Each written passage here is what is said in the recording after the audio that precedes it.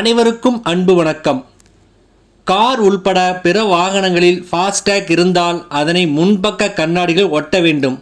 மாறாக ஃபாஸ்டேக்கை கையில் வைத்திருப்போரின் கணக்குகள் கருப்பு பட்டியலில் சேர்க்கப்பட்டு முடக்கம் செய்யப்படும் என்று தேசிய நெடுஞ்சாலை ஆணையகம் தெரிவித்துள்ளது. இதை பற்றி முழு விவரங்களை அறிந்து கொள்ள நம்ம சேனலை சப்ஸ்கிரைப் செய்துவிட்டு வீடியோவை முழுமையாக பாருங்கள். நம் நாட்டில் தேசிய நெடுஞ்சாலைகளை பயன்படுத்த டூ வீலர்கள் தவிர பிற வாகனங்கள் சுங்க கட்டணம் செலுத்த வேண்டும். கார், பஸ், வேன், சரக்கு வாகனங்கள், லாரிகள் உள்ளிட்ட வாகனங்கள் சுங்கச்சாவடிகளில் கட்டணம் செலுத்த வேண்டும். சுங்கச்சாவடிகளில் வாகனங்கள் அணிவகுத்து நிற்பதை தவிர்க்க ஃபாஸ்டேக் முறை கொண்டு வரப்பட்டது. தற்பொழுது நம் நாட்டில் ஃபாஸ்டேக் மூலம் சுங்க கட்டணம் செலுத்தும் முறை நடைமுறையில் உள்ளது.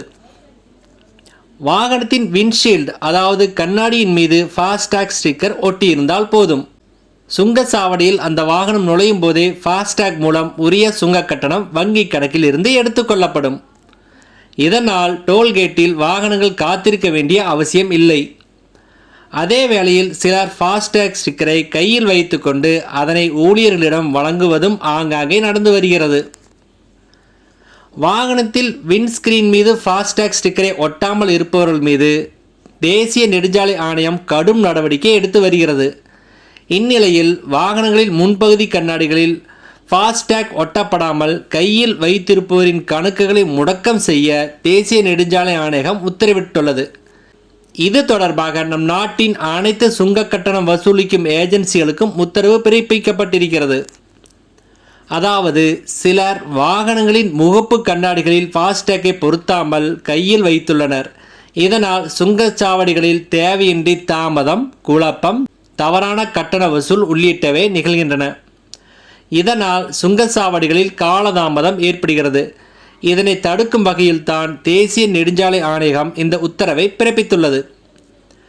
இந்த உத்தரவை மீறி கையில் ஃபாஸ்டேக் வைத்திருப்போரின் கணக்கை கருப்பு பட்டியலில் அதாவது பிளாக் லிஸ்டில் வைக்க உத்தரவு பிறப்பிக்கப்பட்டுள்ளது. இதற்காக பிரத்யேகமான இமெயில் முகவரியை தேசிய நெடுஞ்சாலை ஆணையம் வழங்கியுள்ளது. அதன் மூலம் சுங்கச்சாவடிகளிலிருந்து புகார் வந்ததும் அந்த ஃபாஸ்டேக்கை கருப்பு பட்டியலில் சேர்க்கப்பட்டுவிடும். அதன் பிறகு அந்த ஃபாஸ்டேக் கணக்கை பயன்படுத்த முடியாத நிலை உருவாகும். இதனால் ஃபாஸ்டேக் பயன்படுத்துவோர் கவனமாக இருக்க வேண்டும். இது தொடர்பாக தேசிய நெடுஞ்சாலைத்துறை ஆணையத்தின் அதிகாரி கூறுகையில், வருடாந்திர ஃபாஸ்டேக் வருவதையொட்டி சுங்கச்சாவடிகளில் நம்பகத்தன்மையை அதிகரிக்கும் முயற்சியாக இந்த நடவடிக்கை எடுக்கப்பட்டுள்ளது. நம் நாட்டில் 98% அளவுக்கு வாகனங்கள் ஃபாஸ்டேக்கை பயன்படுத்தி வருகின்றனர். தற்போதைய இந்த உத்தரவால் சுங்கச்சாவடிகளில் வாகனங்கள் தடையின்றி செல்ல முடியும். இதனால் காலதாமதம் குறையும் என்று அவர் கூறினார். நன்றி, வணக்கம்.